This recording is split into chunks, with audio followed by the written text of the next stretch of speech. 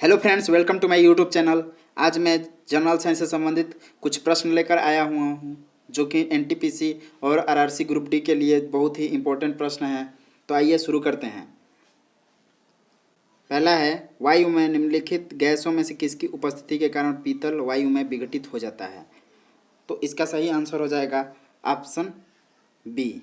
आपका hydrogen sulphide जो है वायु में उपस्थित होता है तो पीतल विघटित हो जाती है, खराब हो जाती है। आगे चलते हैं।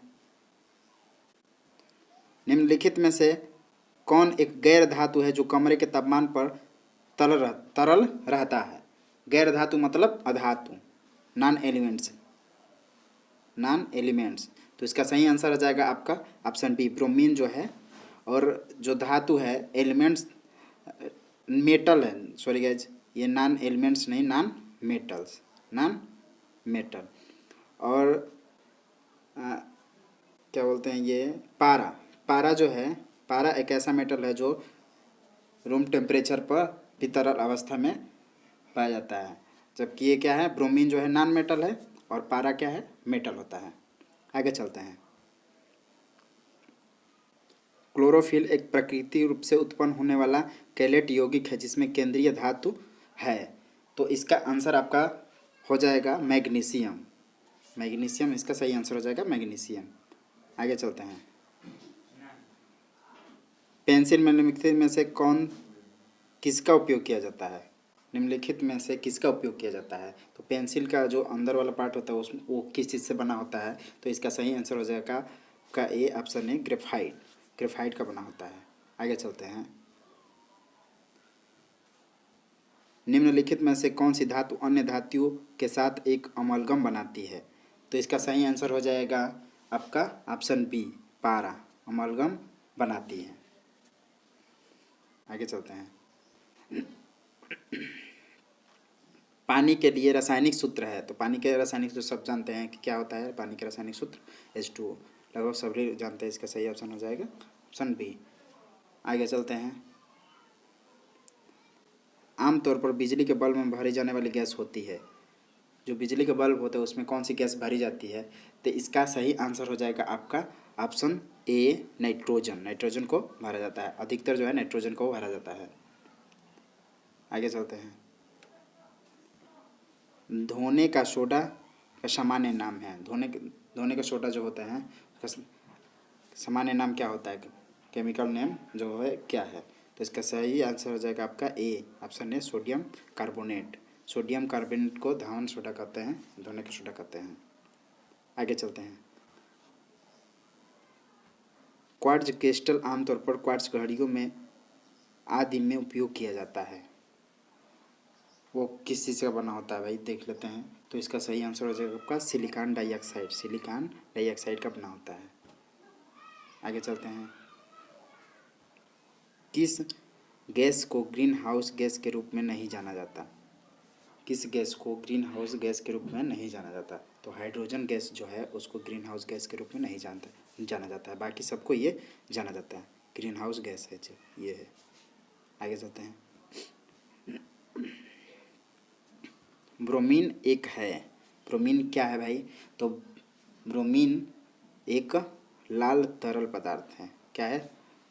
तरल, एक नॉन मेटल है जो कि लिक्विड स्टेट में पाया जाता है। अभी पिछले क्वेश्चन में कर रहे हैं कि ब्रोमीन एक गैर धातु है जो तरल अवस्था में पाई जाती है, और पारा जो है एक धातु है जो तरल लिक्विड स्टेट में पाया जाता है। आगे चलते हैं। पृथ्वी पर उपलब्ध सबसे कठोर पदार्थ है, तो पृथ्वी पर उपलब्ध सबसे कठोर पदार्थ जो है हीरा है, डायमंड। क्या है? डायमंड जो है सबसे कठोर पदार्थ है। आगे चलते हैं। कोयले की विविधता जिसमें मूल संयंत्र सामग्री को पहचानने योग्य निशान होते हैं। कोयले की विविधता जिसमें मूल संयंत्र सामग्री के पहचानने योग्य निशान होते हैं। तो इसका आंसर क्या हो जाएगा आपका? तो इसका आंसर हो जाएगा आपका डी, पीट। सही आंसर हो जाएगा आपका डी, पीट। आगे चलते हैं। टेट्राथाइल लेड का उपयोग किया जाता है। टेट्राथाइल लेड का उपयोग किसके लिए किया जाता है? तो टेट्राथाइलेट का उपयोग जो है पेट्रोल एडिटिव के लिए किया जाता है। पेट्रोल एडिटिव के लिए टेट्राथाइलेट का उपयोग किया जाता है। आगे चलते हैं। निम्नलिखित में से किसका उपयोग स्नेहक के रूप में किया जाता है? स्नेहक के रूप में किसका उपयोग किया जाता है? तो इसका सही आंसर हो जाएगा आपका ग्रेफाइट। ए सही आंसर हो जाएगा क्या आपका? ए ग्रेफाइट। आगे चलते हैं। सांस के लिए गहरे समुद्र में गोताखोरों द्वारा उपयोग किए जाने वाले हवा में नाइट्रोजन के लिए प्रतिस्थापित करता है। तो इसका सही आंसर आपका क्या हो जाएगा? तो इसका सही आंसर हो जाएगा आपका सी हीलियम। आगे चलते हैं। विभिन्न प्रकार के की वेल्डिंग में प्रयुक्त गैसों में शामिल होंगे। कौन कौन से गैस शामिल होंगे? तो आइए इसको भी जान लेते हैं। तो इसका सही आंसर हो जाएगा आपका ऑप्शन डी। कौन सा? ऑप्शन डी, ऑक्सीजन और एसिटिलीन। ऑक्सीजन और एसिटिलीन। आगे चलते हैं। किस पदार्थ की नमी को एक्सपोजर पर हवा से नमी को अवशोषित करने के लिए किया जाता है? किस पदार्थ का उपयोग किया जाता है भाई? तो इसका सही ऑप्शन हो जाएगा आपका प्रस्वेदी। प्रस्वेदी किसी पदार्थ की नमी को एक्सपोजर पर हवा से नमी को अवशोषित करने के लिए किया जाता है, प्रस्वेदी। आगे चलते हैं। सिलिकॉन कार्बाइड निम्नलिखित में से किस गतिविधियों में उपयोग किया जाता है? तो सिलिकॉन कार्बाइड किस गतिविधि में उपयोग किया जाता है? तो इसका सही आंसर हो जाएगा आपका ऑप्शन सी, बहुत कठोर पदार्थ काटने में। बहुत ही कठोर पदार्थ काटने के लिए सिलिकॉन कार्बाइड का उपयोग किया जाता है। आगे चलते हैं। समुद्र के पानी की औसत लवणता है, जो एवरेज साल्टनेस है समुद्र के पानी की, वो कितना है? तो इसका सही आंसर हो जाएगा आपका ऑप्शन बी 3.5%। 3.5% समुद्र की औसत लवणता है। आगे चलते हैं। जब लोहे की कील में जंग लग जाता है तो लोहे का ऑक्साइड बनता है। लोहे का ऑक्साइड बनता है। तो इसका सही आंसर हो जाएगा सी, नाखून के वजन में वृद्धि के साथ। नाखून में वजन के वृद्धि के साथ। आगे चलते हैं।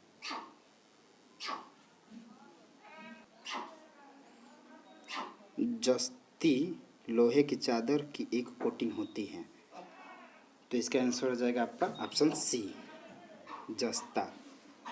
जस्ता पर कोटिंग किया जाता है। आगे चलते हैं। कार्बन के विभिन्न आवंटनों में कार्बन के जो विभिन्न आवंटन किए गए हैं इसमें देखिए, तो इसका सही आंसर हो जाएगा आपका सी, हीरा सबसे कठोर है, ग्रेफाइट सबसे मुलायम है। ये जो है दिया हुआ है कि इसमें कौन सा सही ऑप्शन है। तो सही ऑप्शन इसका हो जाएगा हीरा सबसे कठोर है और ग्रेफाइट सबसे मुलायम है। आगे चलते हैं। धातुओं के समूह में FeCO Na के सर्वश्रेष्ठ कहा जाता है। तो Fe आयरन है, CO कोबाल्ट है और Na निकिल है। तो इसका सही आंसर हो जाएगा आपका ए, संक्रमण धातुओं। सर्वश्रेष्ठ संक्रमण धातुओं कहा जाता है, धातुएं कहा जाता है संक्रमण, सर्वश्रेष्ठ संक्रमण धातुएं। अगला और अंतिम प्रश्न है। भारी पानी है। भारी पानी किसे बोला जाता है भाई? तो इसका सही आंसर हो जाएगा डिटोरियम ऑक्साइड। D2O को भारी पानी बोला जाता है। Thanks for watching.